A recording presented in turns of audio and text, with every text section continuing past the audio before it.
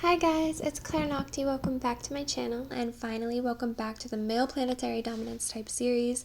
My patrons voted on what the next planet type would be in this series, and so today we're going to explore the appearance, personality, sexuality, and spirituality of men who are dominated by the sun in my personal research approach to planetary dominance that I introduced a few years ago, which is based on the 27 Nakshatras and their planetary lords. You will see as we go how strongly these men embody the traditional significations of the sun and help us to understand it in all of its individualistic and radiant glory on a tangible and experiential level. Studying its natives in this way, the sun becomes personified. He becomes something that we can connect to emotionally and intuitively, rationally, and even sexually. You have known solar men throughout your life, but didn't necessarily have the connection or the label for that mental pocket of prior knowledge that you now will. And after this video, you will hopefully now be able to identify the sun animating you or those around you to spiritualize your everyday experiences and interactions moving forward.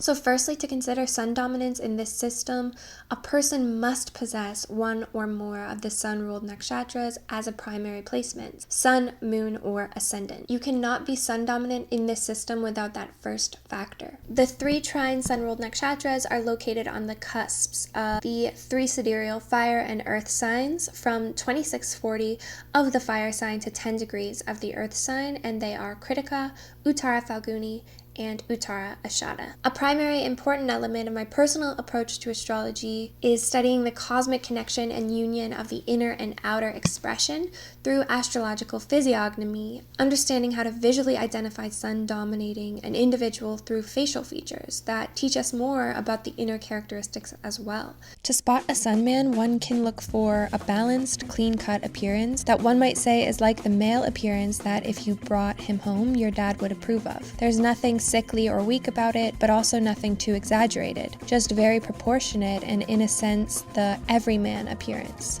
Handsomeness that comes through regularity and balance. To start off, there's a notable clarity or brightness in the eyes, which tend to be medium to large in size, wide, and deep set with a low brow.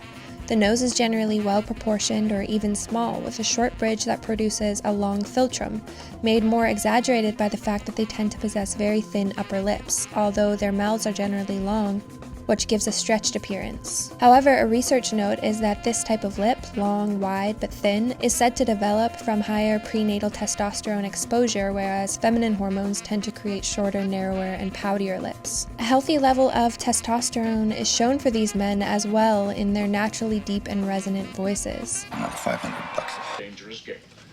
A game of chess against our old adversary, the American. Adversary?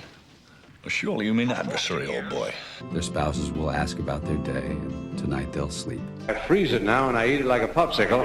Another trait of archetypal masculinity that these men possess is an exaggerated chin, which is long, wide, and square, and there is a frequent presence of a chin cleft or dimple. It's the chin for these men more than the jaw itself that brings a distinct masculine appearance, something I will touch on a little more later when comparing to other male types. The jawline tends to be very sharp and is well formed, but it tends to be a bit narrow in that it is quite easily hidden or obscured with even a slightly high body fat level. With sun men, the forehead tends to be prominent in possessing thick wrinkles and lines from an early age that come from their possession of thick and coarse skin, and the forehead also tends to widen. Combined with a tendency towards hairline recession, this combination of forehead width and hairline recession creates an easily spotted, widely sprawling hair pattern. We can consider this hairline recession in light of it being said in the Brihat Parashara Hora Shastra that the sun himself has limited hair on his head, and the sun is classified as Pitta, and Pitta, relating to the fire element that these men embody, is said to create hair loss. Although in early life they tend towards thick and abundant hair and generally maintain this in regards to body and facial hair later in life.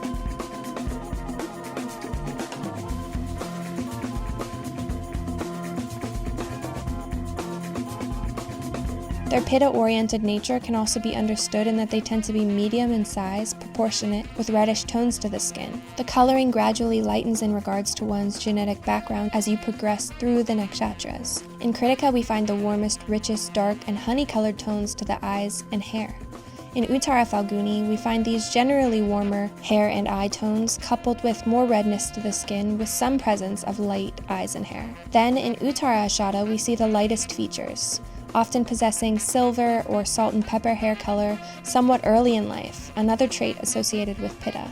Blue eyes and again reddish skin. As I'll explore more in a bit, these men tend to be appealing to women in that they possess natural masculinity, but in a balanced way that is not masculinity to the level of appearing threatening or dangerous. I am aware of the effect I have on women. With some features that bring more softness, such as their possession of larger eyes. These men are frequently sex symbols and oftentimes displayed in research studies to embody masculine ideals in terms of appearance. The famous People magazine's Sexiest Man Alive was originally created in 1985 as a description for Uttara Phalguni moon native Mel Gibson, and Sun men have dominated the category ever since. If you take a moment to look at these covers through the decades, just Uttara Phalguni and Uttara Ashada alone taking almost half the coveted titles, notice that not only are Sun men the main ones on the cover, but also more Sun men are included as the small picture honorable mentions. Mel Gibson, Mark Harmon, Sean Connery, Patrick Swayze, Brad Pitt, George Clooney with Sun natives Will Smith, Brad Pitt, and Harrison Ford along with him on the cover, Harrison Ford with Sun natives Pitt and DiCaprio on the cover,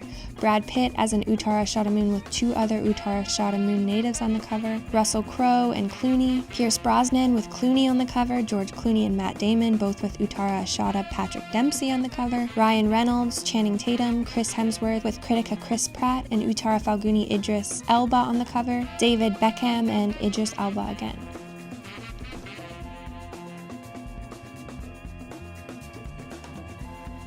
So just in the way that it can be understood that the feminine principle is the emotional, intuitive, cool, and subjective sheath of reality associated with the moon, Sun is the most masculine planet in astrology, as cosmically he is the only planet that originates his own light and energy. He is the Pingala discharging channel and the source of heat and light. All other planets are kept in balance and originate from the sun's force and contain lesser or greater amounts of energy that they are in the process of distributing or absorbing. Possessing a certain higher or lower level of feminine dependence, not being self-luminous as the sun is. Sun is dependent on nothing, in debt to nothing, and in that sense imbues its natives with traits of utmost independence and a resistance to emotions, devotion, and attachment. Concepts that come from interrelatedness with one's environment, which Sun embodies to the least of all planets. Sun animating its natives has taught and defined what it means to be masculine and to embody all things opposite the feminine principle. In Jungian terms, in regards to Eros and Logos, Sun is the planet ruling the animus logos, principle associated with logic, objectivity, and independence. And Moon relates to the anima Eros, the emotional principle of subjectivity and all things interrelated. In Jyotish, Sun is the Paramatma, the universal soul, and the spark of Sun that is the soul within us is transcendent over the whims of emotion that come from reacting to external stimuli and from craving certain external outcomes, and is the inner light that makes one satisfied simply with their own expression and personal freedom, not in need of anyone or anything external. We can see this quality of being the pinnacle of masculinity in that Sun men are the main people to attain natural admiration from males of all planet types who often aspire to cultivate more towards these qualities that come so easily and effortlessly to Sun men, that include a certain ability to never be overcome, beguiled, or dominated by the feminine principle in any form,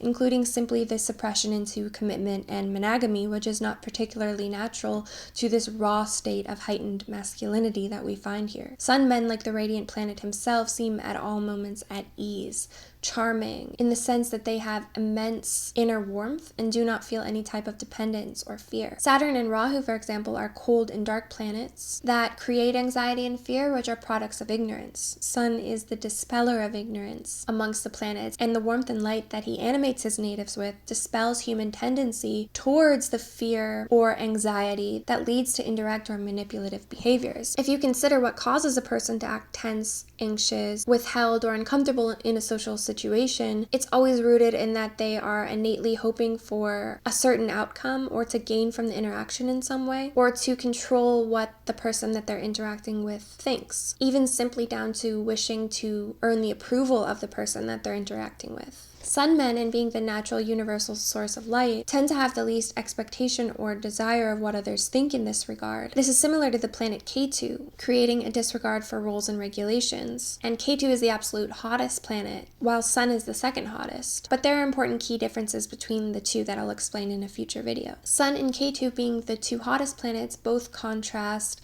Rahu, the coldest planet, who represents the gaze of society, and therefore Sun and Ketu natives are the main individuals to disregard this gaze and act authentically, with actions coming from within and not from responding to expectation or social pressure. This is why you can note too that Sun is the strongest in the two Ketu-ruled nakshatras, where his subtle heat is increased, in that he's exalted in Ashwini, the first Ketu-ruled nakshatra, and Multrikona in the second one, Magha. With Sun, it's simply the fact that he desires to gain nothing from his interactions, that he's always at ease, which creates a natural charm, effulgence, and non-reactionary, effortless persona that other male types tend to aspire towards, and especially Mars. As I've explained before, Mars is more like effort towards male empowerment in movements like MGTOW, to bring all men to a level of more comfort and radiance with their inherent heated nature that Sun men naturally embody without effort or striving. For this reason, it's Sun men throughout history who have gained names like the King of Cool of the 50s, Dean Martin. When the world seems to shine like you've had too much wine, that's amore. Ain't got no cigarettes of a Figure out what cool is, and that's what he was. People say it looked like it was effortless. Well, I have a funny feeling that it was. The King of Cool of the 60s, Steve McQueen. The King of Hollywood, Clark Gable.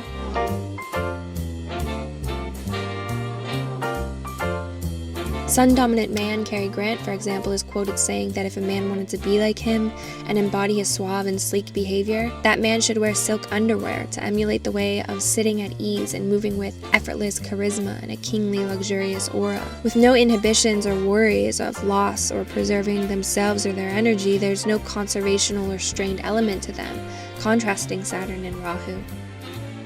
In the modern world, George Clooney is often considered the new Cary Grant and embodies this effortless charm that also relates to never displaying emotion, never being thrown around by emotion of any kind, but always having the upper hand and having a calm persona and indifference to external situations from the personal radiance present. A relevant quote to their nature is by the Stoic Seneca. He delights in his own resources and desires no joys greater than his own inner joys.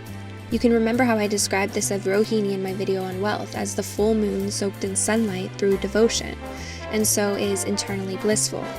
And Sun men are the source of sunlight themselves, satisfied with what they carry internally, and thus why it was also the least wealthy planet type overall, as I will explore soon. There's innate security here and transparency simply from the fact that they are self-sufficient, a person who never goes off the record. Anything he would say in private is also what he would say publicly. There's no schism between inner feeling and outer behavior. Very few hidden shadows in the personality or personal history, simply because they are by nature unapologetic and therefore not possessing any tendency towards secrecy. So for this reason of natural appeal, Sun men are the radiant kings of Hollywood, old and new, and have dominated there since the beginning of the industry due to their innate ability to capture each trait of raw masculinity and sexual charisma effortlessly, and in that way are naturally appealing to women, but perhaps even more appealing to men who idolize them. Their mystique is gushed over by male writers online as, I quote, manly without being brutish, classy without being foppish, more than a man, an ideal, the man who every man is jealous of, or a man who epitomized the American ideal, and so on. Nothing compares to the level at which Sun men, especially at its pinnacle in Uttara Ashada, dominates the media. Even contemplations on famous females and their frequent possession of nakshatras like Dhanishta and Rohini pales in comparison to the sheer domination of sun nakshatras over all others in terms of male fame. Almost any iconic film whose consumers are primarily men, with subject matter appealing to men such as war films, sports films, westerns, spy films, and so on, and that tend to lack a female audience, who young boys hang posters of on their walls, those are sun men, starring in more complex films that depict a man's role in his struggle and power. So sun men appeal to both men and women, and especially to men in terms of character and to women sexually in a visual, radiant way, although you'll see some complexity in their relations with women as we go that creates some obstacles. A quick note is that we could also consider this connection to Hollywood in the understanding that sun is the karaka of the first house of one's individuality and visibility, and so grants fame and effulgence, and furthermore he rules the natural fifth house of Leo, the house of performing arts and one's celebrity following. Sun is also associated with the Manipura center, the center of one's tejas, radiance, and personal charisma. On a side note, Saturn and Ketu are like male sex symbols for men, if that makes sense, in the sense that men who bodybuild or really enjoy action hero movies love Saturn and Ketu men, especially Mula and Pushya. Arnold Schwarzenegger, who's the crown example, has both, and he's credited as inventing modern bodybuilding in the way that we know of it today. But as studies have shown, women actually prefer a smaller level of muscularity and bulk than what men often aspire to. So Saturn and Ketu men become figures men physically admire, but more so on the brutish side, with extremely exaggerated masculine features like huge jaws that men like, but women tend to find too threatening or unappealing. For example, in the looksmaxing community online that studies how to improve male appearance, they often use Dolph Lundgren with Uttara Ashada as being considered a brutish example for having too strong of a jaw. And they will often contrast this to the lesser angular degree that is more balanced and appealing to women like George Clooney. I wanted to make that distinction because if you ever look at a listing at most famous films for men, they're almost all sun men except for the Saturn and Ketu examples like this. Sun men's bodies in comparison are a bit more doughy like Venus men, in that neither are draining. So Ketu and Saturn, they're both tamasic planets and they're absorbing in that sense, so they can lead to extreme size, and Moon can, in being a planet relating to magnetism, also become quite big. But Venus and Sun men, they're always discharging. So Venus men give abundantly to the women they love, Sun men give more indiscriminately to different sources and women or lunar beings in general. In a cosmic sense, this is to the congregation as the cosmic priest or pundit in Krittika, to their friends or casual sex partners in Uttara Phalguni, or to the wider society in Uttara Ashada, such as through the government or being major public figures, which I'll explore the distinctions more as we go, but especially in their respective nakshatra exploration videos. So Sun rules the father amongst the planets, and these men in the media are like the cosmic father figures, the individuals that young boys grow up emulating, defining their understanding of masculinity based on. James Bond represents our culture's masculine ideal. Whatever he is what so many young men are kind of wishing they could become. An entire generation of young boys learn to idealize his cinematic performance of masculinity. These films provided an education of sorts into what it meant to be a man. All of this can be understood in terms of philosophy, in that masculinity at its pinnacle is often referred to as Stoic, the philosophical school that emphasizes logic and mastery over one's emotions, that leaves the person at all times in control of themselves and relaxed in the face of any turmoil. This philosophy stations the individual fully in the present, as it especially chastises expending energy into contemplating over the future, which is ruled over by Sun's eclipsing planet Rahu, and is the illusory contemplations of anxiousness, desire, and fear that the future churns in us unnecessarily. In the way that Stoicism emphasizes a mastery over emotion, we can understand the solar nature of this in that Sun's light does not wax and wane like the moon does, which is always in a state of change instead of steadiness. Sun men aren't oscillating emotionally in response to anything. They're experiencing good or bad, but remain removed and laid back during almost all situations, displaying a kind of superiority to those so dependent on external outcomes. Leave emotion at the door. That's right, Topher. Brad Pitt, for example, displays this in films and how it's been pointed out the strangely high amount of scenes that depict him casually eating in any situation. Eat. even in those in which others are very tense or feeling high pressure. These scenes communicate a deeply instinctual sense of authority, natural, effortless, alpha dominance, and total carefree quality in regards to what anyone around him thinks. You can understand this if you consider how yin, magnetic, or passive individuals will often feel shy, anxious, or uptight about eating in front of others. These traits also tie to their categorization as men appealing appearance-wise to a wide range of people. In research, the men who were rated as most easygoing and outgoing when morphed together and judged only physically was also the morph that was rated to be the most attractive. The same happened when they morphed together the faces of men considered to be the most emotionally stable and virtuous, also traits of Sun. Marcus Aurelius is arguably the most well-known of the ancient Stoics, and he had Sun in Krittika. In researching Stoicism, one modern figure's name kept arising, Massimo Pigalucci, and upon checking him, he had Uttara Ashada Sun. We can see this as well in that searching for films and art that's said to be Stoic in nature, Sun Men films arise, like Fight Club, starring an Uttara Ashada moon native and being written by an Uttara Phalguni moon native. Gladiator, which includes an Uttara Ashada native playing Marcus Aurelius himself, and starring Uttara Ashada moon Russell Crowe. The Martian, starring Uttara Ashada Matt Damon, and Star Wars, written by Krittika moon native George Lucas. He's not afraid to cry in front of me. This is a man we're talking about, right?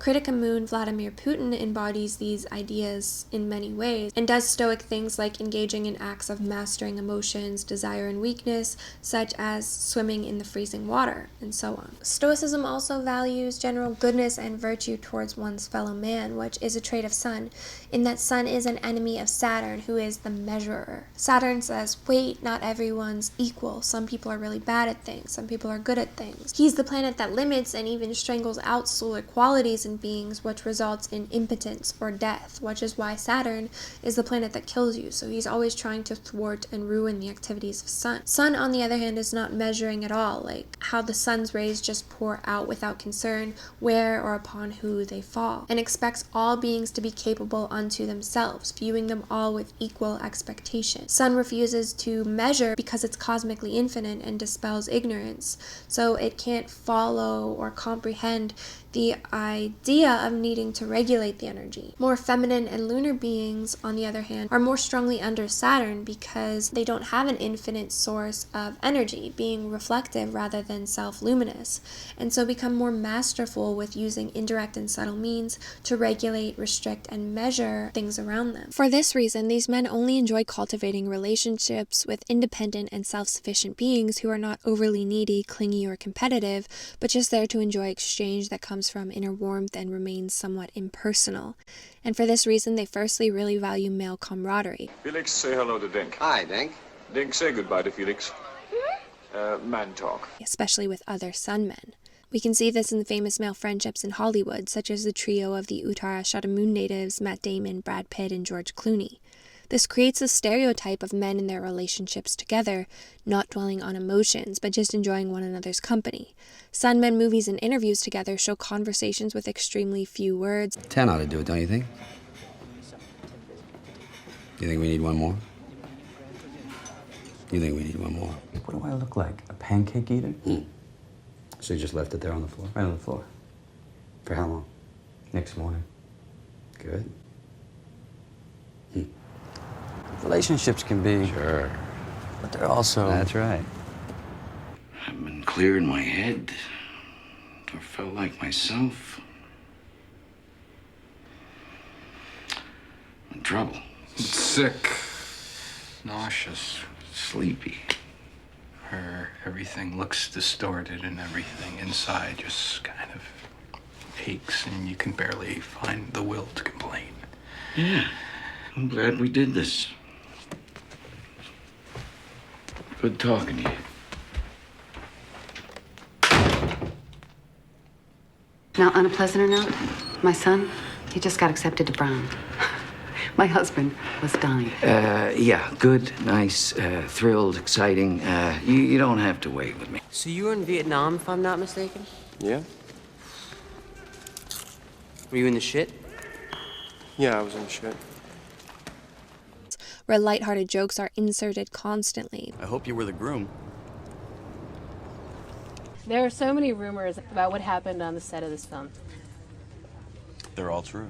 Believe everything you hear. I thought so. Actually, I know there was a lot of photos. Those were all setups. We did with green screen and the one with the goat and the Vaseline was not fully true. It started with a kernel of truth, yeah, as they usually got do, blown completely out of proportion. How long did it take you to come to the conclusion that yes, there would be an Ocean's 12? Well, for most of us, it was a contractual issue. Yeah, we had to do it. They made us. It was either that or lawsuits. So. Yeah, we were forced to do this one.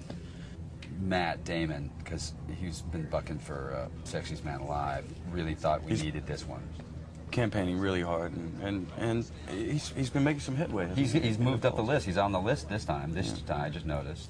For you, Brad, I'd like to know what it was like to work with George. Is he easy to work with? No, he's very difficult, Yolanda. He's a very difficult actor. I want to be positive. I want to find some good to say, and it's tedious on the rest of us. It's difficult because there's tantrums.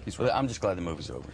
Me too. Yeah. Me too. That are not like Rahu jokes, which come from a place of criticism to adjust and control others, but are jokes that simply keep the situation at ease, never allow indulgence into emotion, and that poke fun at any suggestion of showing emotion or taking things seriously. As said of Cary Grant, for example, his acting is a mix of highbrow behavior and slapstick humor that shows he's a worldly man who doesn't take himself too seriously. As said of how George Clooney acts in interviews, I quote, "His manner carried the suggestion that almost any divergence from banter was unforgivable, artsy narcissism. This refusal to cave into any serious or intimate discussions or recognize basically any situation as significant or worthy of emotion also leads many Sun men to create distance by communicating in an impersonal, sarcastic, cynical way. Well, why don't you use your divine influence and get us out of this?" Such as Sun man Bill Murray's archetypal behavior. You sleep okay without me? You tossed and turned, didn't you? You're incredible. Who told you? Everything was fine with our system until the power grid was shut off by Dickless here. Is this true? Yes, it's true. This man has no dick. It's you, creep. God. Is this straight? May I?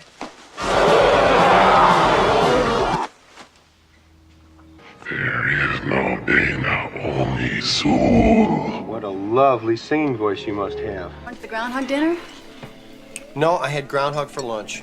Wasn't bad. Tastes like chicken. You two run along. Wow, Larry. Looking foxy tonight, man. Which also matches many other Sun men like Harrison Ford as Han Solo. That character, on a side note, in the latest remake was contended by two Sun men, Jack Rayner and Aiden Ehrenreich. This is also noted in Sun-nakshatra natives like Jack Nicholson and Tucker Carlson, who embody the term sardonic, meaning disdainfully or skeptically humorous or derisively mocking. You know, it was just an election, and it was democratic, and nobody got cancer, and nobody died, and maybe you should toughen up a little. Why wouldn't you say something like that? Well, what I try to do in my class on Wednesday morning is I taught my first class of the day, which was an introduction to journalism course, and we had... And at the University of Michigan Law School, where adults presumably attend, and I'm quoting now, post-election self-care and food and play. So this included Play-Doh and Legos, a safe space for people to go to, you know, feel, I don't know what. Got bread and a toaster of some kind? I don't make the rules. Okay, I'll make it as easy for you as I can. I'd like an omelet, plain, and a chicken salad sandwich on wheat toast. No mayonnaise, no butter, no lettuce, and a cup of coffee. Anything else? Yeah, now all you have to do is hold the chicken, bring me the toast, give me a check for the chicken salad sandwich, and you haven't broken any rules. You want me to hold the chicken, huh? I want you to hold it between your knees. How's it going, Mac? Perfect, Billy boy, absolutely perfect. They was giving me 10,000 watts a day, you know, and I'm hot to trot. Next woman takes me on is gonna light up like a pinball machine and pay off in silver dollars. A sardonic remark may be an imitation or intimation to express conceitedness and boldness at events of adversity and to dissuade from follies. a superiority to life's seriousness or serious situations, which is even a kind of take on Stoicism and being the philosophy of a self-possessed person, immune to overmastering emotions and life setbacks. This tendency to never cave into social connection through emotion and relatability, and as being individuated loners who hate being dependent on anything, also means they are often chosen for roles as archetypal Grinches or Scrooges. Let's go! Here's a dime. Call your mom. Costs more than a dime. All right, here. Costs more than that. Call collect.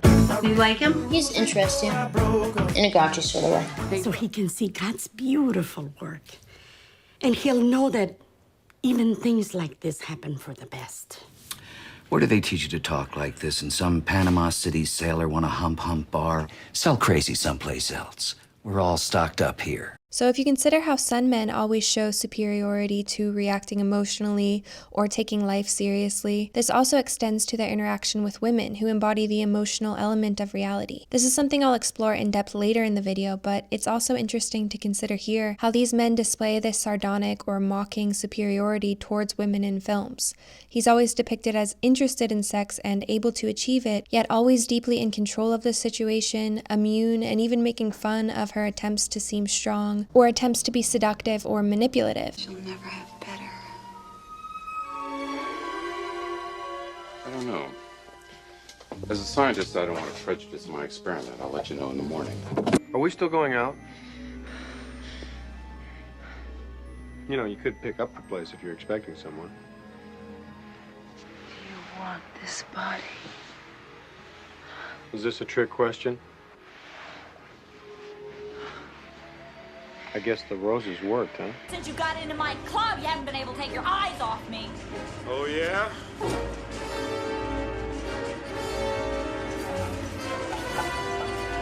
He always has the last word or best jab in banter. Let go, please. Don't get excited. Captain, being held by you isn't quite enough to get me excited. Sorry, sweetheart. I haven't got time for anything else.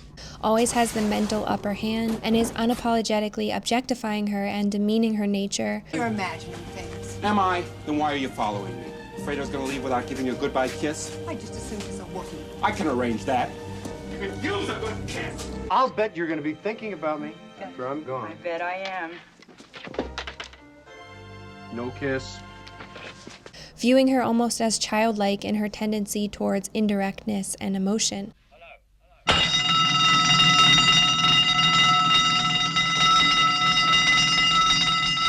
What's happening? What's going on? I don't know. Could it be the front doorbell? So furthermore, back in terms of male camaraderie, there is Jake Paul, whose 3 primary placements are all sun-ruled nakshatras, a modern YouTuber who's famous for having a big, mostly male squad that he lived with. This reflects back into old Hollywood, for example, the way that Cary Grant lived as a bachelor off and on with Randolph Scott for 12 years. You can see this male friendship emphasis in sun men starring films like Rushmore, Ocean's 11, and Magic Mike. Here we can understand some ancient associations of the nakshatras. While Krittika is the birth of the cosmic man and relates to the cosmic priest, as I will discuss shortly, Uttara Phalguni is ruled by the god Aryaman, who is the god of contracts and friendships, whose name means playfellow, close friend, or companion. But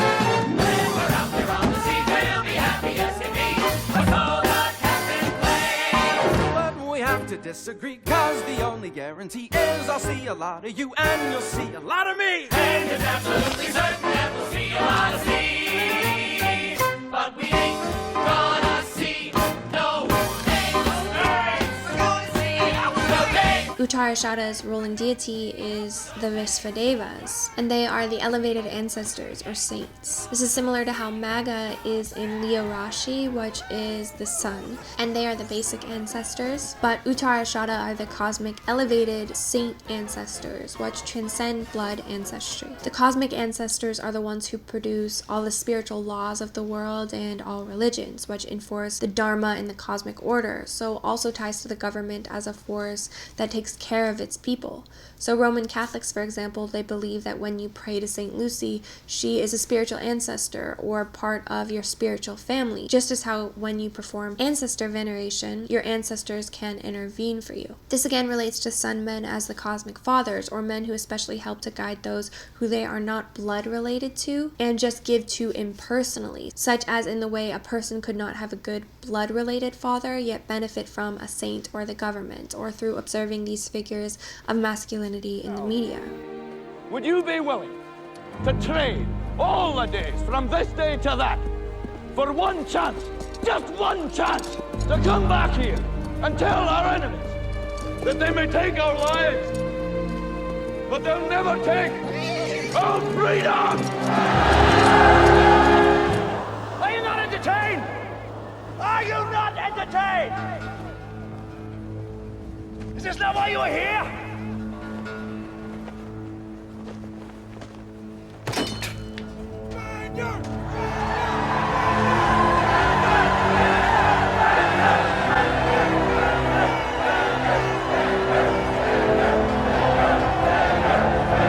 We can also understand this in that the true guru relates to the sun, the higher soul.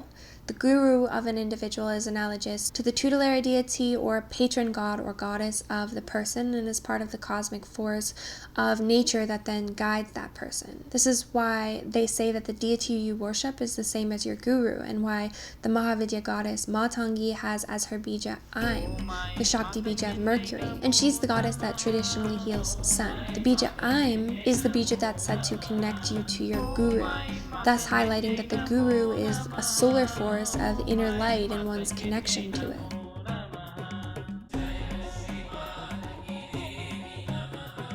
You know I'm not good at being monogamous, right? Just in the way that sun men tend to give to other men impersonally, so too do they tend to take a position of the cosmic bachelor, giving to many women but never really devoting to one permanently. We can understand this in that Sun is the enemy of Venus, the planet of attachment, and opposite to Moon, the planet of devotion. He's also an enemy to Saturn, the planet that brings chastity, who is exalted in the committed Libra Rashi. The height and refinement of Sun's energies in Uttara Ashada displays the individualistic element to a pinnacle. In being an enemy to the highly feminine snake yoni of Rohini, that's desire is to bring union, and being the mongoose, the only yoni with no nakshatra consort whatsoever, often going their entire lives struggling with commitment and hesitance towards intimacy. Then we find those who lean towards these tendencies yet possess the most potential for commitment in Krittika, and those who discharge their energy sexually into womanizing and casual sex. Of the three, by far the most in Uttara Phalguni. Sun men tend to be able to attain women easily for their masculine nature, being straightforward and powerful. But the end result is very different than the other planet type that women really tend to enjoy for their inner qualities that I just previously explored, which was Venus men. Venus men are inherently attachment-based, and their fierce pursuit of women comes from an inner place of wanting to please her, as well as shamelessly pursuing his own pleasure, what she values and enjoys. Venus men also please women because they possess a certain dominance and cruel inner carnality and tendency towards subjugating others that women like, and that actually reflects females' own instinctive nature. Sun men, on the other hand, are desired by women for both his outer qualities and his personality characteristics, but is non-devotional and non-attached, has little to no stickiness or the ability to be held down in a relationship, and also doesn't really have the inner complexity and cruelty associated with Venus that leads to discriminatingly choosing the best partner for oneself, just as Sun radiates in all directions indiscriminately. Therefore, Sun men instead tend to extend their masculine energy to many without developing anything deep with one. You can think of this with famous Hollywood bachelors, unanchored to commitments with any woman, or always dating or marrying different people, especially younger women, for short times. You're old enough to be her grandfather. I'm as human as the next man. Like George Clooney, nicknamed before he finally married the Eternal Bachelor. Don't tell me not to fly, I've simply got to. If someone takes a spill, it's me and not you. Don't bring around a cloud of terrain on my parade.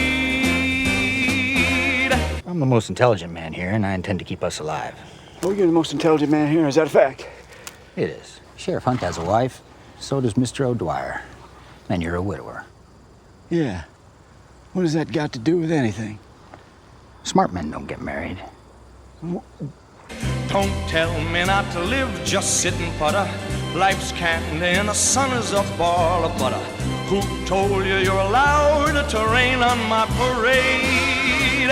I'm gonna march my band out, I'll beat my drum, and if I'm found out, your turn at bat, sir. Hey, at least I didn't fake it, hat, sir. So what? I didn't make it. Ever been married, Harry? No, I haven't. Now, why do you think that is? Well, some people just don't fit the mold. George Clooney's archetypal individualistic nature is shown in almost all of his films, in which women never tie him down. I quote, in one case, he broke tradition by putting himself in a romantic role, reminding us how little on-screen wooing Clooney has allowed himself. His film characters have tended to keep the company of men and keep their shirts on. Even in the films Syriana and Michael Clayton, he was originally assigned a romantic partner, Greta Scacchi and Jennifer L., but both were completely edited out of the films with his blessing, and realizing how the chemistry and positioning of Clooney in a relationship didn't seem to fit. We can see this too in Spring Breakers, starring James Franco, and James Franco's womanizing behavior in real life, as described in the Me Too movement, that he would hold acting classes simply to always have access to a changing pool of women willing to have sex with him due to his desirable qualities of looks, fame, and so on. In the most famous films about aging bachelors, we find Sun men every time. Aren't you like a famous bachelor? Well, I wouldn't say I'm famous. What about you, Don? You married? No, I'm still a bachelor. A bachelor? Wow. I guess some people find it interesting that I've escaped the noose for so long. Don't look in an obvious way, okay? Friend of Karen and Tom will now read from the letter to the... Is he single? He's famous for it. Very single. You know the expression, a man's man? A man's man is the leader of the pack. The kind of man other men look up to, admire, and emulate. Nick, my ex-husband, is the ultimate man's man. I probably never should have married him. This is Nick Marshall's office. Want a peek? He's like this total bachelor and the least politically correct guy in the universe. He's the king of all the TNA ads that we do. You want babes in bikinis? He's your man. You never want to get married. Nope. Never want kids. Not a chance. Ever. Never. Is that so bizarre? Yes. Yes, it is. I just don't see the value in it. Who are learning to face the resistance to intimacy that they have held throughout their lives that have led them to develop feelings of loneliness in their older age. I'm a little bit lonely these days. The isolation, the traveling, is that supposed to be charming? No, it's simply a life choice. It's a cocoon of self-banishment. You have set up a way of life that basically makes it impossible for you to have any kind of human connection. Jack Nicholson said in recent years, I would love that one last romance, but I'm not very realistic about it happening. What I can't deny is my yearning. I have had everything a man could ask for, but no one could say I'm successful with affairs of the heart. Well, you want me to be your date? Yeah. I mean, your sister's wedding? Look, I'm not the wedding type, right? But the first time in my life, I don't want to be that guy alone at a bar. I want a dance partner. I want a +1. In very similar scenes in both Something's Gotta Give and Broken Flowers, Sun-nakshatra men revisit a slew of the women they've dated throughout the years. Some of the ladies, I admit, weren't too interested in seeing me or even speaking to me. But one day, my losing streak ended. One of them opened up to me. Hearing what she had to say was no picnic, but I stuck it out and I listened, and then I listened harder. And one of the things I realized was I was actually giving closure to generations of women. You give me a list of all your girlfriends, and then I can plan everything. The whole trip, it's all planned. You go visit them, you go to their houses. Donnie, is that you? What are you doing here? Saturn, being so opposite Sun, is the planet of restraint and measuring different women, granting the ability to commit to one over one's life to preserve and crystallize energy. And therefore, Saturn and Venus relate to the balance where one can actually discover and develop higher enjoyments than what is immediately available. But Sun is limitless energy, and so has seemingly no desire for the yoni, devotional feminine vessel to hold his energy and to then exchange with him and give back to himself something in a new form. This can lead to a certain normal dry depletion that occurs over his life, where he eventually begins to desire to receive love and companionship later in life, and to learn the cool, limiting quality of Saturn, and to articulate his energy more carefully, which again relates to how Mercury energies, through the Aim Bija, are the ones that heal Sun as a planet, and Mercury relates to the artful use of one's sexual energy and Kundalini, as described in my Ashlesha video. In comparison, you can think again of my last video in this series about Venus men,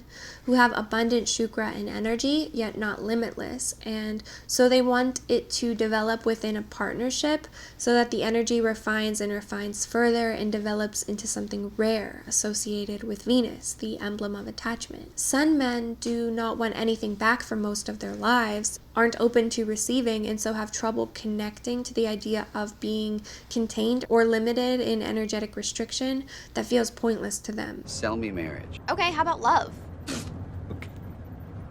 They just engage in more shallow and brief connections. This leads to their general inability to really understand the point or purpose of traits associated with femininity and women who embody feminine rather than masculine qualities that I'll explore shortly in general beyond sexual exchange, as women are those who embody the limiting and cooling force of reality, and so they tend to view them as primal or uninteresting beyond sex. In dozens of films that show Sun men baffled or annoyed at feminine, emotional, irrational, and restrictive nature. The film What Women Want depicts a Sun man generally completely disinterested in the feminine side of reality beyond sexual exchange. Vinaigrette for arugula salad. National Women's Political Caucus. Tuck the pelvis under. Keep lifting. 3, Bunch of steel. 5, 6. I'd steal a bunch if I could. Here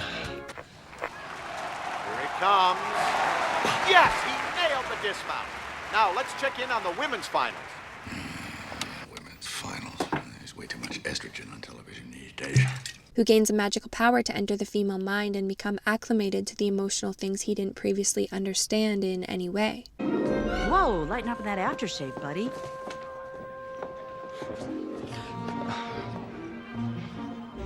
What? Oh yeah, like you've got the perfect body? Why don't you take me seriously and give me some real work to do? Oh yeah, I remember why. Because I have a vagina! Is there anything else I can get for you? This is similar to the Bill Murray film Groundhog Day, where he gets stuck in a time loop where his day keeps repeating, and he has to go through thousands of days learning how to get this woman to fall in love with him genuinely, which depicts in a similar way how something magical and very extreme has to take place for these men to begin to understand female nature and what women want, because they're so far from that understanding naturally. You know, what do you want? What do you like? What do you think about? What kind of men are you interested in? What do you do for fun? Is this for real, Phil, or are you just trying to make me look like a fool? I'm just trying to talk like normal people talk. Isn't this how they talk? Close.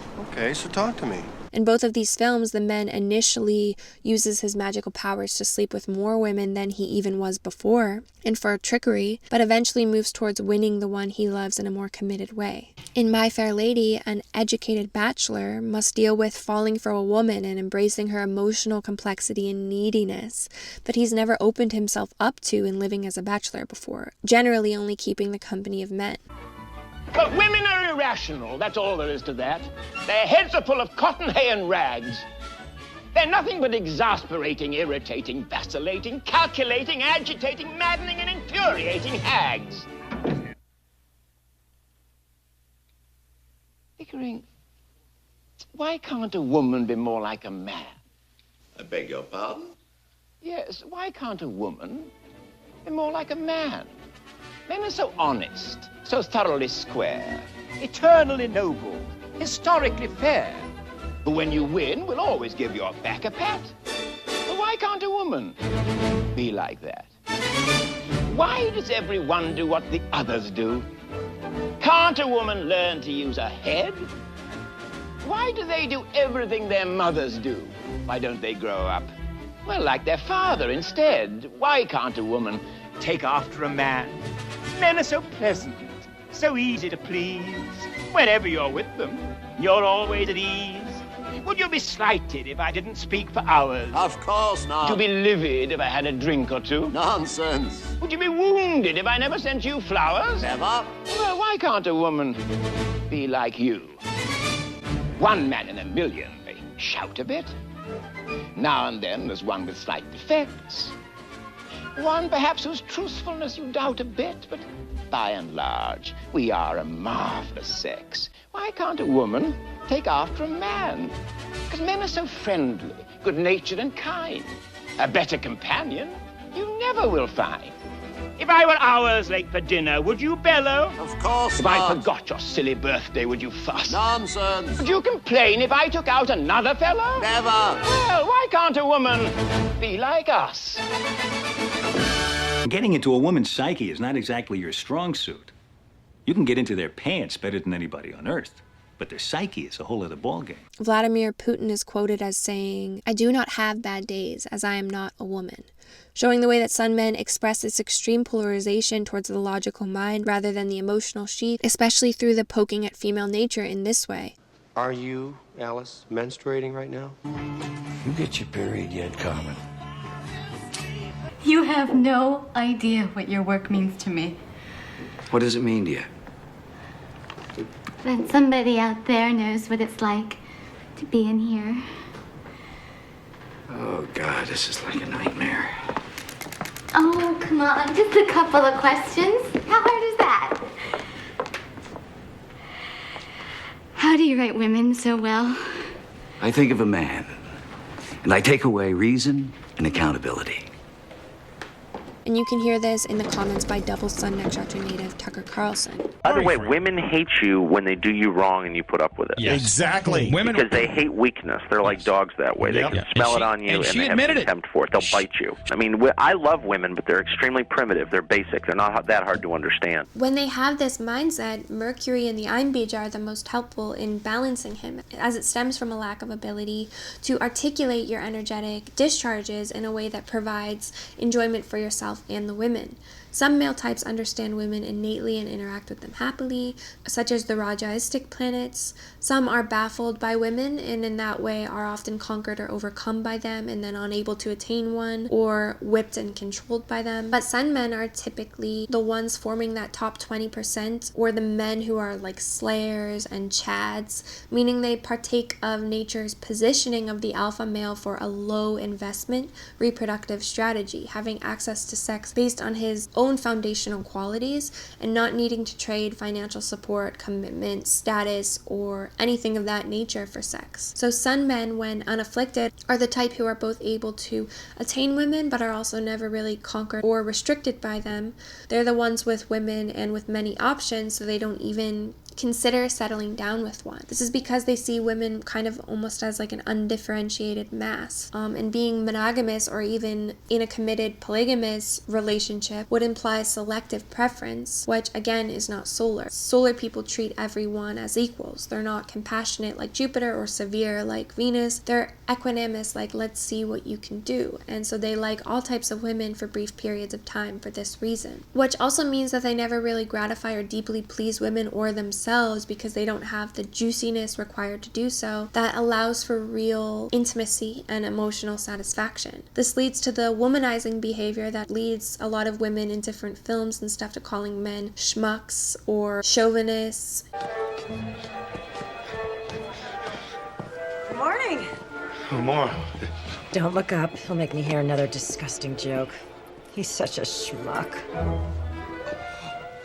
She thinks I'm a schmuck. Schmucks are people too, you know. I was a schmuck.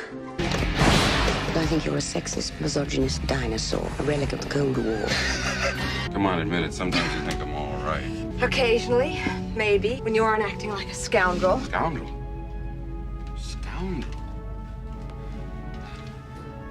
I like the sound of that. You like me because I'm a scoundrel.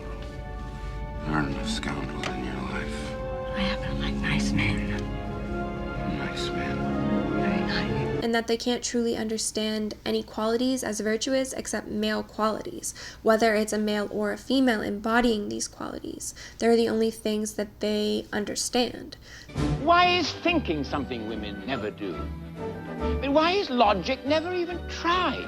If I was a woman, would I start weeping like a bathtub overflowing? Or carry on as if my home were in a tree? Would I run off and never tell me where I'm going?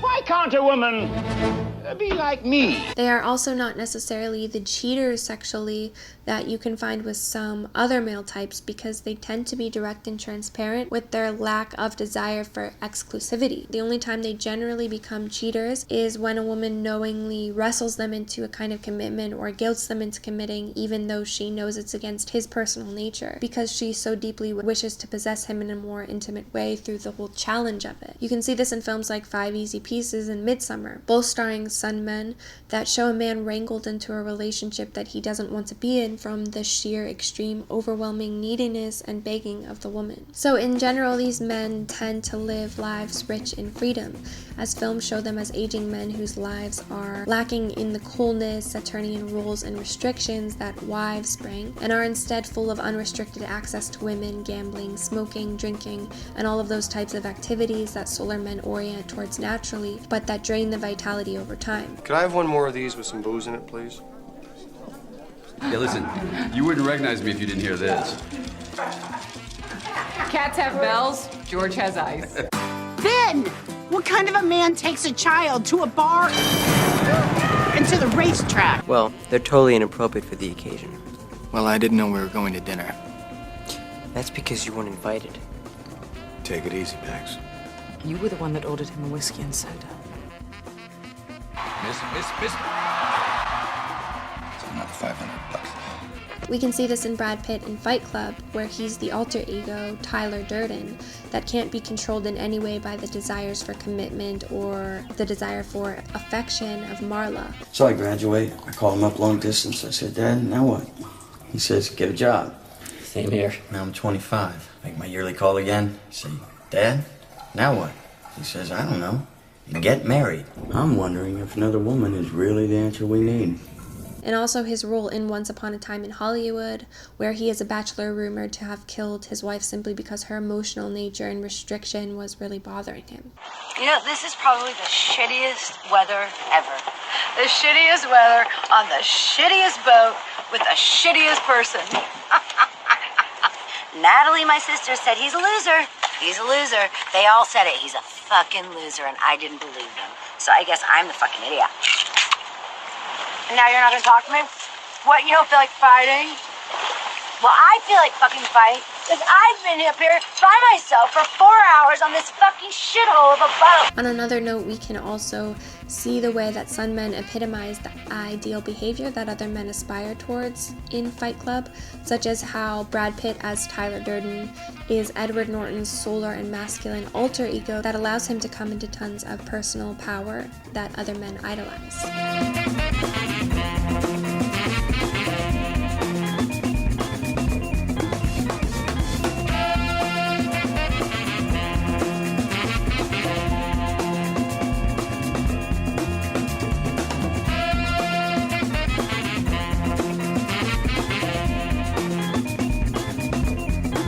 However, there are some definite certain traits that a woman can possess that increases the interest of the Sun man and does even inspire him to want to commit fully and access a deeper level of true intimacy, to begin controlling his energetic projections, which firstly revolve around her basically embodying traits associated with the masculine principle herself, but in a woman's body. You never called.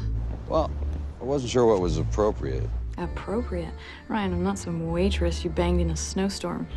That word has no place in our vocabulary. I am the woman that you don't have to worry about. Sounds like a trap. Listen, the next time that you're worried about manners, don't. If you want to call, call. Just think of me as yourself, only with a vagina. As Sun men basically only enjoy femininity on a sexual level, but in all other ways prefer male virtues and interests, and will also be open to friendships with females who basically embody solar male qualities. Let's give a big hee-haw welcome to America's sweetheart, Miss Miley Cyrus. He's the only one in America that thinks I'm sweet. In constant sorrow all through his days. I am a man. trouble all my days.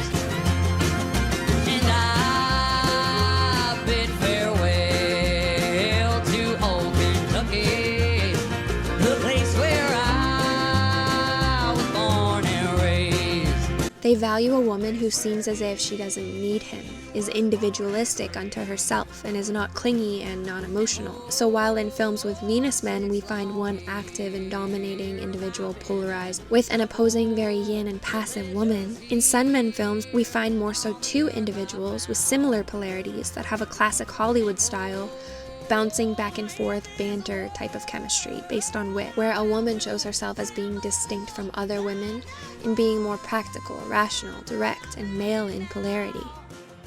Orange juice? Certainly. Don't tell me you've forsaken your beloved whiskey and whiskies. No. I just changed their color, that's all. I'm going for the pale pastel shades now. They're more becoming to me. How about you, Mr. Connor? You drink, don't you? Alcohol, I mean. Oh, a little. A little? And you a writer? I thought all writers drank to excess and beat their wives. You know, one time I think I secretly wanted to be a writer.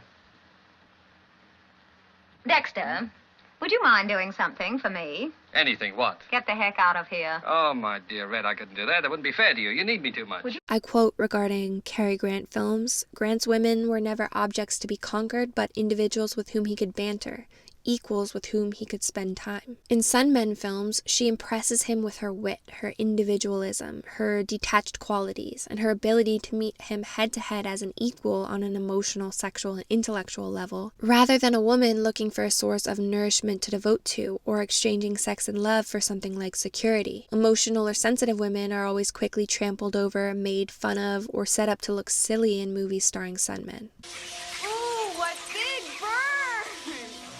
Those aren't big birds, sweetheart. They're giant vampire bats. Is it a star? It is a star. Crazy about you, Doc. Oh, no. Wait. Listen to this. Oh, that's dull. Let's get... Don't you dare turn that off. That's our favorite song. Ours? Yeah, Edwina's and mine. Edwina? My wife. Oh. Gentlemen songsters off on the spree. I gotta say, it sounds like a silly song to me. Why must you say that? In my opinion, it's a silly song. In my opinion, your opinion that it's a silly song is a silly opinion. So we can see Sun men basically only interacting with 3 female planet types in real life and in films, which are Sun women, Saturn women, and Moon women. And I'll briefly describe each interaction type. In a shocking number of films, Saturn women are those that face Sun men and can meet them head-to-head. And in particular, Uttara Bhadrapada moon, which is the cow yoni consort to Uttara Phalguni. Uttara Phalguni is the wildest and most uncontrollably sexual of the Sun-nakshatras, and Uttara Bhadrapada is the only force that can ever really tame that looseness. In each film we find a kind of tough boss bitch, Uttara Bhadrapada woman with independent qualities who wins the admiration of a Sun man, and this is an archetype I'll of course be expanding on in the Uttara Bhadrapada video, of this height of Saturn reaching very powerful levels regarding the ability to control oneself and others, set limits, and attain high positions in society, of a powerful enough level to actually begin to inspire the Sun man to want to place his ego into the control and limitation of a relationship, which he usually finds appalling and unnecessary. You make me want to be a better man. Before I came here, I heard you were a tough, chauvinistic prick. I didn't know you were going to be that honest. Sorry. No, it's all right. Well, since we're sharing, I heard a few things about you, too. Oh, yes, I'm sure. I'm the man-eating bitch Darth Vader of the ad world. Verbatim. In these films, he admires her uncompromising nature. Uttara Bhadrapada women, being such a powerful height of cold Saturn energies, are able to go head-to-head with even the hottest, highest levels of male energy. Your husband had told me you were the most beautiful woman that he'd ever met. I didn't expect the most beautiful woman I'd ever met. What was your performance about this afternoon? What did your lawyer say? Well, Freddie thinks you're a buffoon. But you don't think so. How do you know? Why would you be here? Why did you ask me? Can't I be curious? About what? Do you ever answer questions? To you, you may think you're tough, but I eat men like you for breakfast. And this can be seen too in Breaking Bad, starring Uttara Ashada moon Bryan Cranston, where his Uttara Bhadrapada moon wife is the nasty woman, who stands her ground and even intimidates and emasculates him through her own personal power and force. In two primary Sun men films, his feminine object of admiration is actually both Uttara Bhadrapada and Uttara Phalguni. And the solar nakshatra adds even more individualism, and then the ability to have polarity with her through her cold Saturn qualities, while also understanding to her and relating to her based on her own solar nature. Everybody loves somebody sometime. Everybody falls in love somehow. Something in your kiss just told me my sometime is now. I might be the only person on the face of the earth that knows you're the greatest woman on earth. I might be the only one who appreciates how amazing you are in every single thing that you do. And in every single thought that you have, and how you say what you mean, and how you almost always mean something that's all about being straight and good. And strength is her religion, Mr. Connor. When I gradually discovered that my relationship to her was supposed to be not that of a loving husband and a good companion, but that of a kind of high priest to a virgin goddess. The film His Girl Friday depicts this with tons of clarity in that it stars Uttara Ashada moon native Cary Grant, and was directed by Howard Hanks, who is an Uttara Ashada moon as well. His female love interest, Hildy, is an Uttara Bhadrapada moon native. It's about a successful newspaper reporter who is losing his ex-wife as a business partner because she craves to be with a man who wants a woman to settle down and have children with. You can marry all you want to, Hildy, but you can't quit the newspaper business. Well, why not? I know you, Hildy. I know what quitting would mean to you. Well, what would it mean? It would kill you. You can't tell me that, Walter Byrne. Who says I can't? You're a newspaper man. That's why I'm quitting. I want to go someplace where I can be a woman. An analysis of the film's theme says Hawks, the director, displays an aversion to marriage, home, and family through his approach to the film. Hildy's fiancé, who is craving a domestic life, is purposefully excluded as a character in the film due to Hawks' cinematography. Specific, exclusionary camera work and character control of the frame and the dialogue portray a subtle criticism of domesticity. This aversion to lunar domesticity, never allowing themselves to be domesticated whatsoever, also ties to the behavior for Sun men with their own children, who are also beings associated with the moon, as in each film we see Sun men as uncontainable beings who become estranged from, distanced from, or totally abandon their children through their deep internal disinterest in cultivating emotional and exclusivist relationships or focusing on the emotions or inner life at all. Nick. Honey? Later. And the name's Dad. My dad? How can I best describe him? He's always been like an uncle to me. Uncle Dad. Years ago, I had a son. Your son. No return address. You have no idea who this is from? Nope. Congratulations, you're a father. All of a sudden, you're taking an interest in what I do?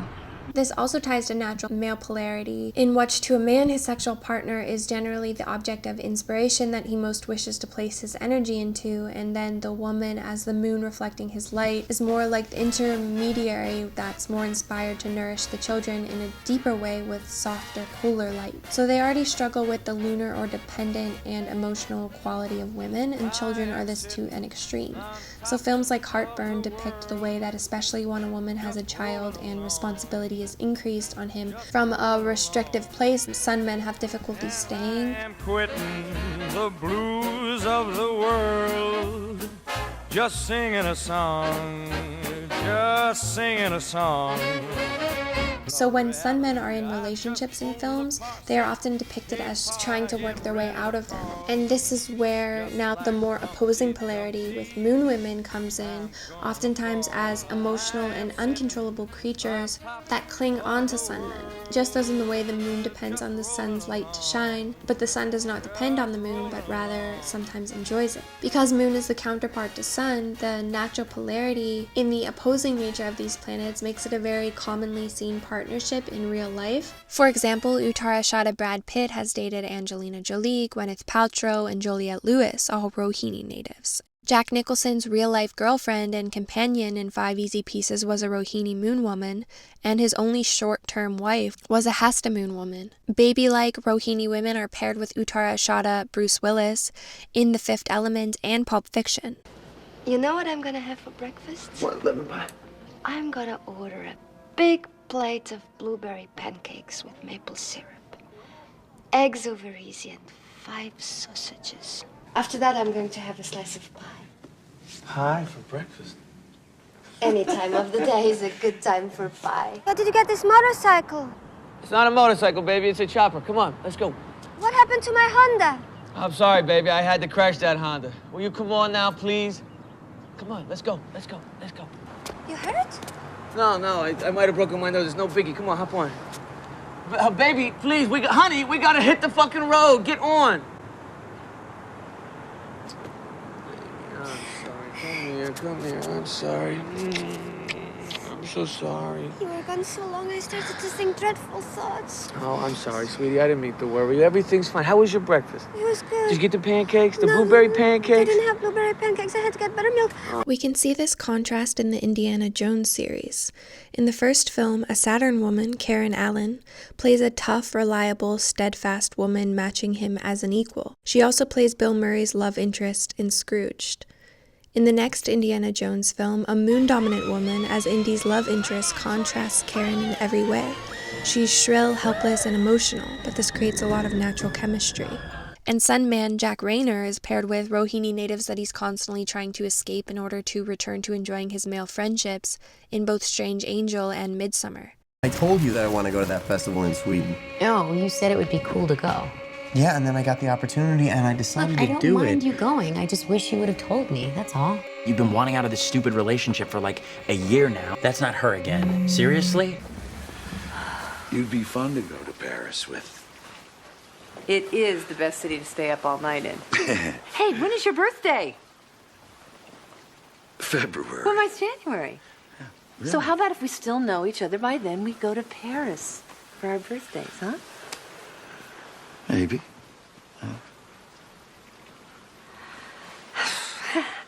You just said, you know something? I have no idea how to do this. I don't know how to be intimate, but not intimate. Oy.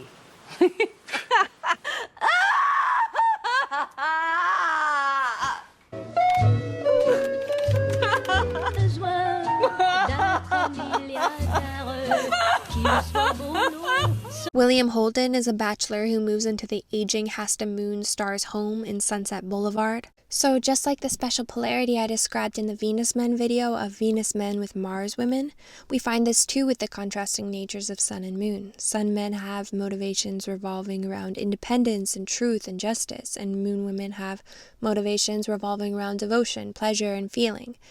And so just as a strong polarity occurs between Venus and Mars, we can see this happening with Sun men and Moon women as well, where one is, as described of Cary Grant, irresistible because he's always just out of reach, with power over the emotions, and one being the pinnacle of clinging and devotion that is immersed completely in emotion. One is unquestionably self-sufficient, and one is shamelessly needy. So Sun men often become the antagonizers to these devotional lunar women who crave the man's love in return, but cannot attain it due to his openly non-committal nature, and who end up just annoying them on some level. And so many Sun men films flip the normal polarity of an enamored man pursuing a woman to oftentimes put the woman in a lowlier position of looking indirect, weak, and needy, and the Sun man looking more kingly, shockingly straightforward, and independent in contrast. Red! If you go, where shall I go? What shall I do? Frankly, my dear, I don't give a damn.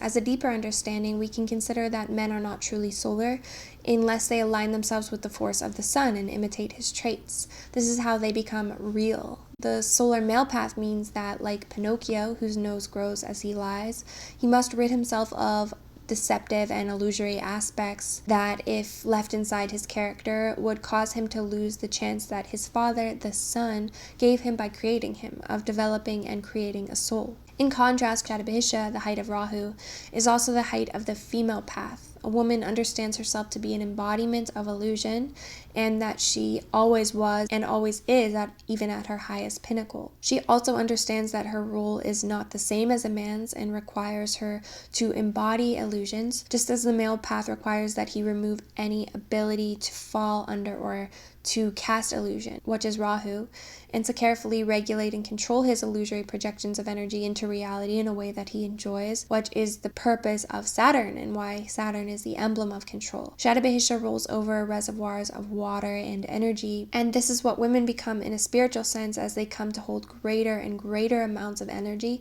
to an infinite extent. In contrast, a man must learn to radiate it infinitely and do nothing that causes him to lose touch with the solar creative power within him that would allow him to infinitely radiate in that way. In general, the craving that Sun men have for Saturn women stems from his own struggle with intimacy due to Sun's inherently discharging nature.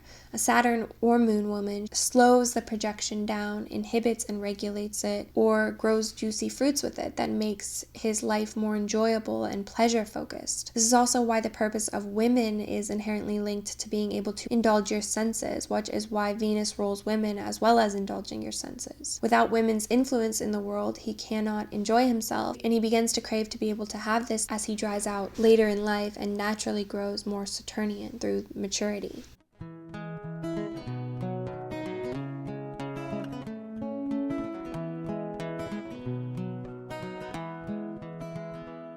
Another element to Sun men's personal independence and their tendency towards classically stoic behavior is a natural dislike of materialistic behavior, desiring to have no dependence on anything external to themselves for happiness by controlling their own desire for things rather than chasing desires, and also not accumulating external weight or things and objects that they have to be responsible for, such as George Clooney playing minimalist motivational speaker Ryan Bingham in Up in the Air. How much does your life weigh?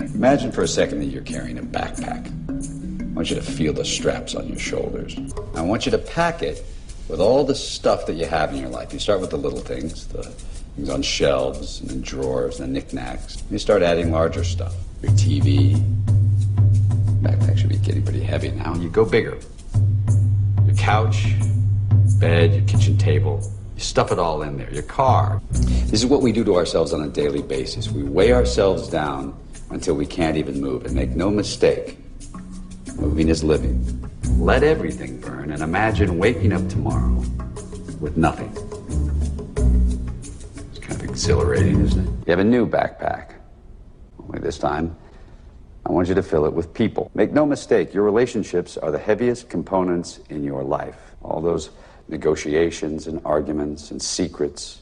Some animals were meant to carry each other, to live symbiotically for a lifetime. Star-crossed lovers, monogamous swans. We are not those animals. And upon checking the comments to this speech on YouTube, multiple reference Fight Club, another Sun men film. It is one of the most famous anti-consumerist films of all time, in which they take down the bank system altogether.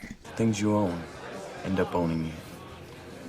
We can consider that in my survey of 100 of the world's wealthiest individuals, none of them had moon in Uttara Ashada, Sun's height. And in combining all of the planet-type moon nakshatras together, Sun nakshatras were at the lowest level. This relates to how studies have shown that those with more emotions are more materialistic, and those with emotional stability do not care as much about material things. Those with emotional instability or franticness try to derive happiness from extrinsic things such as acceptance, money, and so on, that they hope will somehow penetrate inwardly and control their uncontrolled emotional nature. Those with a high amount of ability to control emotional whims and tap into intrinsic joys, therefore find less temptation in desiring outer things. This again relates to Sun men's attitudes in general. When one doesn't feel dependent on any material object, person, or outcome for their contentment, the fluctuations of emotion, which are inherently caused by our inability to adjust to some kind of external stimuli,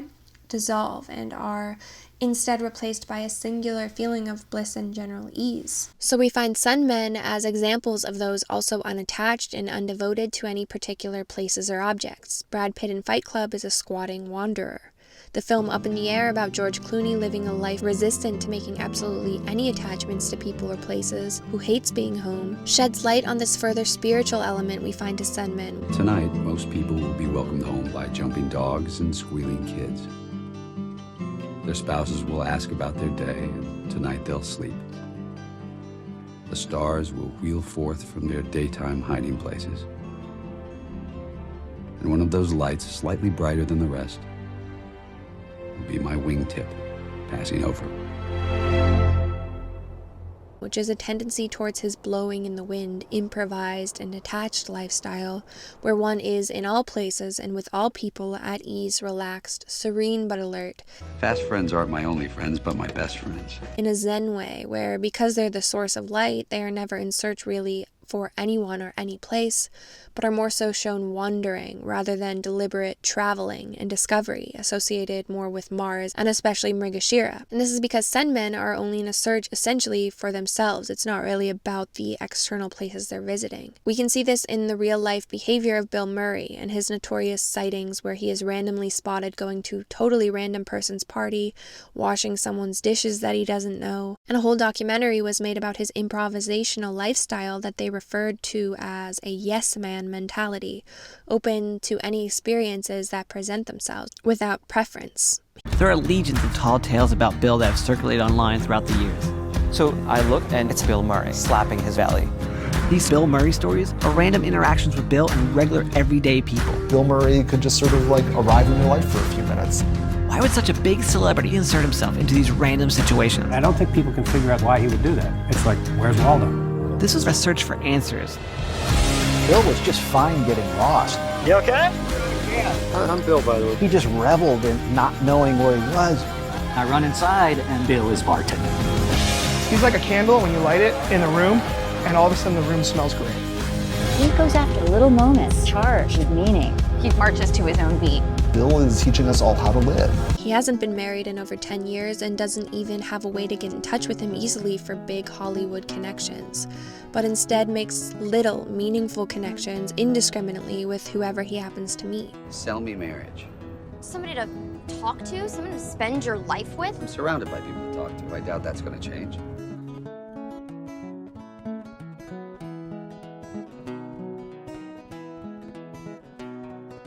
Uttara Ashada Jim Carrey has also not been married in 20 years and starred in the movie Yes Man, about uncovering the potential in the same approach to life. You say no to life, and therefore you're not living. Every time an opportunity presents itself, you will say... yes. I do want to take guitar lessons. I would like to learn Korean. Discover what happens. You have to say yes to everything. Yes. Do you need a ride? On that thing? They don't seek to control their experiences or interactions in a Saturnian manner because they're not riding the ups and downs of emotion. They don't have expectation, but they remain steady in the face of anything, pleasantly amused but detached at all times. We can see this in the similar films starring Bill Murray and Brad Pitt, On the Razor's Edge and 7 Years in Tibet, both about wandering men on a search only for themselves and a transcendent meaning in their lives.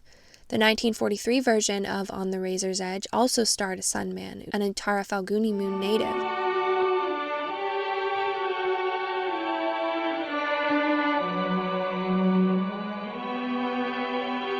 All the things that had been confused before suddenly became clear to me. I had a sense of knowledge more than human. I felt that I'd broken away and was free. You and God were one. Yes. This also brings a deeper understanding of the behavior of Anthony Bourdain, who was an aging bachelor with a difficult relationship and intimacy history, gliding through life making temporary connections with a wide range of people and places. All of the things I need for happiness. Low plastic stool, check. Tiny little plastic table, check. Can of cold local beer. This is the way so many of the great meals of my life have been enjoyed. Sitting in the street, eating something out of a bowl that I'm not exactly sure what it is. Scooters going by. Of all the songs of Krittika moon native Bob Dylan, who hasn't been married in 20 years, the most consistent theme throughout them all is that of wandering or freewheeling, of finding fulfillment across highways, detachment from intimacy. In his words, hard traveling and hard gambling. I quote, making stops at unfamiliar towns, and the overall spontaneity of getting by. The women in his songs are almost always described as ephemeral connections, beautiful mysteries of which he doesn't even try to unlock. He lets her remain a mystery, a flicker of inspiration, someone he briefly connected with and now must drift away from. He frames her as a person anchored to some town or some place, and the time has come for him to leave it. His songs, like the Bachelor movies we saw earlier, describe his relations casually and informally in almost the same way one would describe traveling from one place to another. Something impermanent from the beginning, a kind of visiting or touching base with one kind of energy to leave as soon as it begins to feel too heavy or restricting. These people all emphasize what we see in Stoicism, naturally acted by sun men: total orientation into the present moment without anxiety and fear or expectation for the future. So a final understanding of sun men comes in analyzing their deeper spiritual nature and purpose as the true priests of reality. Again, the birth of the sun is Krittika, which in my Rohini video I explain is ruled by Agni, as well as Skanda. Both figures relate to aspects of the archetypal and universal man. Agni is called Vaishvanara, which means the universal or cosmic man, and Skanda is born from the semen of Shiva that falls on red earth and is so virile and manly that the gods fear that he will overthrow them. Both of these deities allude to the extremely male aspect of Krittika, but also all the Sun-nakshratras in general. Krittika being the birth of the idea of boy or man, parallels the contrast in Rohini, which is the birth of Eve, the birth of woman or girl. In these two nakshatras, you can see the Ida, Chandra path of Bhakti Yoga with Rohini, and the path of Pingala, Gnana Yoga relating to knowledge, and the Surya Nadi. Krittika is the archetype of the priest whose function in all cultures is to interpret the scriptures, which is what Gnana Yoga is, and to act as a medium between the humans and gods, the function of Agni, and also to help individuals transcend their animal urges and remain pure according to the taboos and restrictions of that particular culture. This is the universal function of the priest, which is why it is said that Agni is the archetypal priest. This is why fire is always in all cultures associated with religion, temples, or just spirituality, with lighting of candles, lamps in all spiritual places. He's what is said to take the prayers or offerings to the gods, just as the priest is said to be the medium between God and his congregation. So this stoic and non-emotional element, as well as discernment towards rational and logical thinking, makes sun men also main political figures in the media that inspire men, similar to what we find with Mars men, but with sun we find authenticity and honesty that other men respect. The Mars element again is a more emotional striving towards and fight for masculine empowerment from an emotional standpoint, while sun is the natural state of unemotional, unquestionable masculine power that is being aspired towards. So we find mixtures of sun and Mars nakshatras in men who other men rally around and find inspiration in, such as Ben Shapiro and Jordan Peterson, and we find sun men to be those who deliver lines effectively and completely void of emotion, attempting to overcome others through sheer logic and discernment, and they tend to have an instinctual ability to overcome anyone else naturally who displays weakness through showing apparent anger, sadness, or any other emotion, as these traits not only show an inability to control another person or overcome another, but the inability to overcome and control one's own inner weaknesses. And so sun men always look like a point of stability and steadiness in comparison to more emotional or unsteady arguments they encounter. So in terms of priesthood, we find moon-dominant individuals as those who are priestly in terms of upholding religious structures or institutions, who do not interpret scriptures but who institutionalize, simplify for the masses, and monetize spiritual knowledge.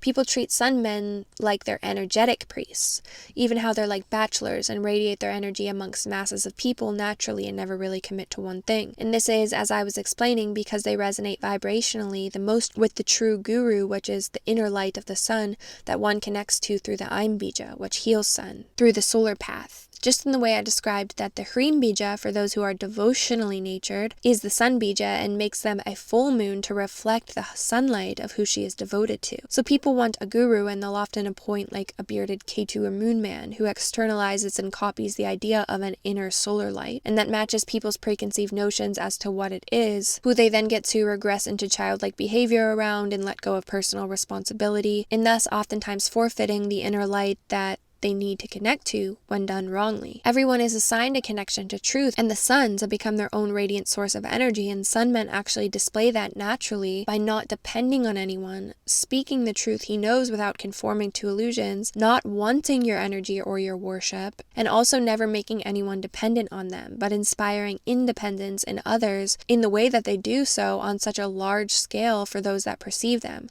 wanting all beings around them to be responsible for themselves, just as they they are. But most people don't actually want solar guidance or to orient in that direction because it doesn't fit or assuage their ego to fit their preconceived notions of what spirituality is, which is often a lunar encouragement to revel in emotion and elevate bursts of emotion to the level of Kundalini awakening. When you contact your true inner guide that is solar in this way, it doesn't let you revel in childish non-responsibility and emotion. It doesn't feed your ego like, oh, you're going to help so many people, or let you proclaim a lineage to reach an elevated status in society and get money. It just gives you tasks that make you more and more independent and make you work harder and be tougher and pull yourself out of the emotional fluctuations. And it also shows you all of your own flaws and shortcomings, like seeing yourself in the ugliest light, the light of truth as opposed to darkness, ignorance, and ego, associated with Saturn, the Ahamkara. Sun teaches that emotions are always an obstruction to actual spiritual growth, as they are different masks for impurities or unbalances. You get flooded with a feeling of compassion, wanting to help others, but pride is actually hidden behind that in not taking responsibility for yourself or believing others are capable themselves. Elevating yourself in belief that the things you are, you know, or you have is better than the things they are, instead of believing in universal order. There's a lot of false humility that come when emotions interfere with spiritual practice, like I'm not worthy of this or that, I'm so holy because I see myself as lowly, when actually behind that is a growing sense of, oh, I'm spiritual for saying I'm lowly. Emotions are always a trap in this way, and a veil that balances out some other internal state. Guru means the one who brings you from darkness to light. It's everywhere and everything if your internal state orients you towards the light, looking at yourself objectively, knowing when you are doing something bad. And it actually eradicates wavering emotions rather than extols them, because emotion is, as I said, basically a sign of dis-ease or imbalance in reacting and responding to external situations instead of having inner stability. To believe that you can know if the things you are perceiving or experiencing are really good or bad, because you're just judging it based on whether it hurts or pleases your ego at the moment. So again, the scriptures are Mercury and are ruled by Matangi, whose Shakti Bija Aim is the Shakti Bija of Mercury. The sun is the origin of the scriptures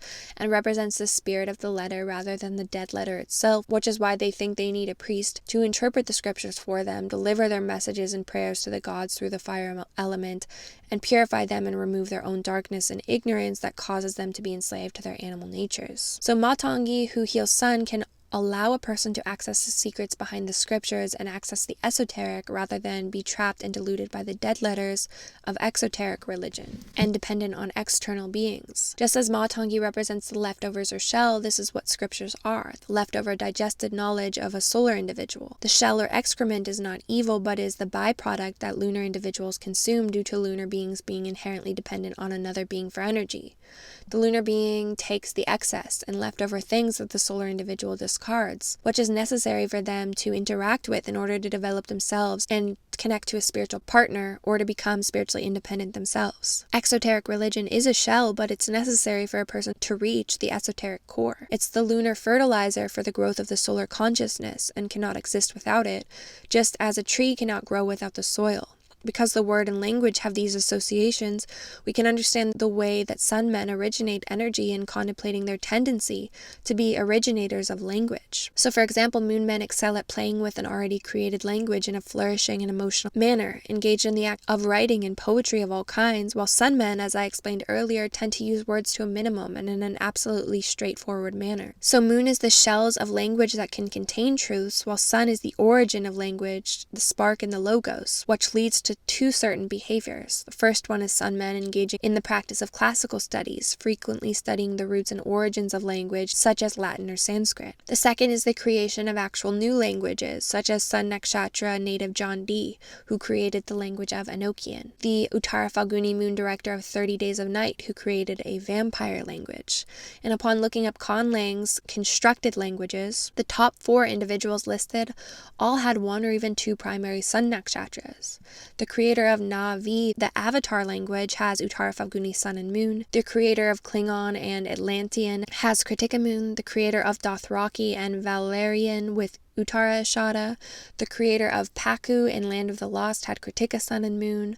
So they'll become interested in language if it means constructing their own means of interacting with reality rather than utilizing the mass one. Sun is not about absolute morality, but it's about not letting your animal nature control you, but embodying your own ideals through having free will and willpower, which ties to the positive and protective aspect of government. The focus of Krittika, which is the archetypal priest of any culture, deals with getting complete control over your animal nature as well as maintaining the ethics and code of conduct that you deem to be correct. Although there's no universal morality or ethics, or even what constitutes pure and impure in different cultures, Krittika helps a person to follow and maintain the purity outlined in that culture, or the code of conduct that allows that personal individual to remain impure through never allowing them to succumb to their animal urges or lose control of themselves. Rahu, on the other hand, is the element of society that tends to be unhealthy and leads to repression or inhibition, which Sun rejects in favor of upholding only the beneficial, virtuous elements of society. And Sun, as the bringer of knowledge, lets us see the difference between helpful and harmful illusory restrictions on oneself. This is why the focus of Krittika is specifically on purity, as is described its power, Dahana Shakti, to be to burn and purify.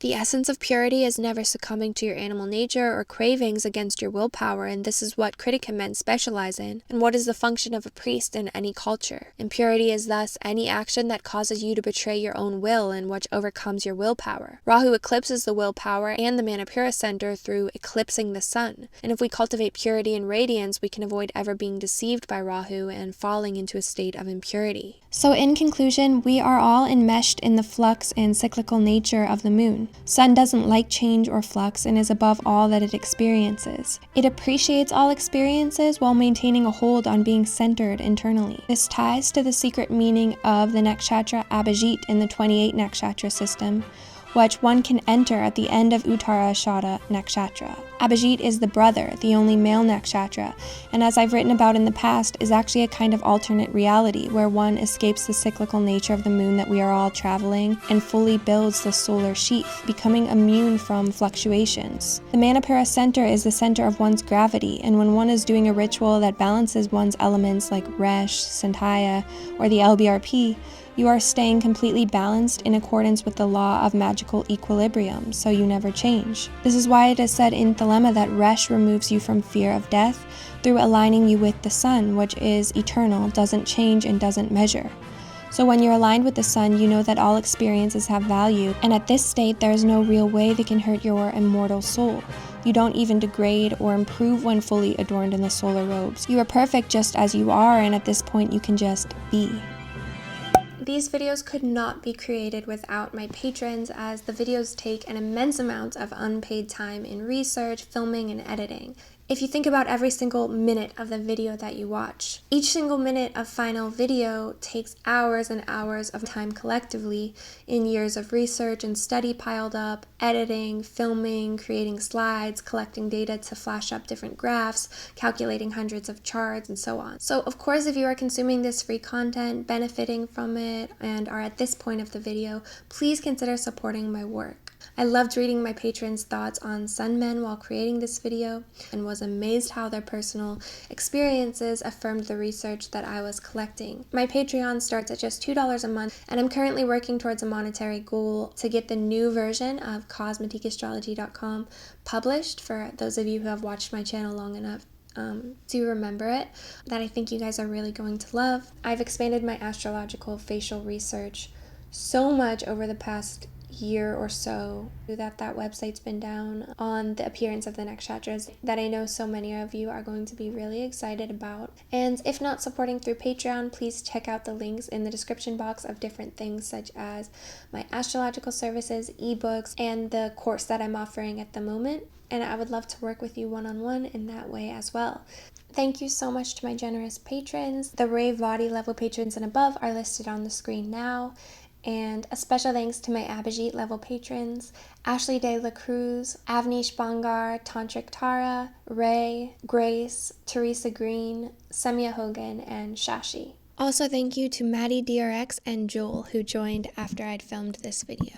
Please comment below. Hearing your thoughts and talking to you guys after creating these videos is literally like the best part. It makes it all worth it. So please comment below, and thanks for watching the video. See you next time.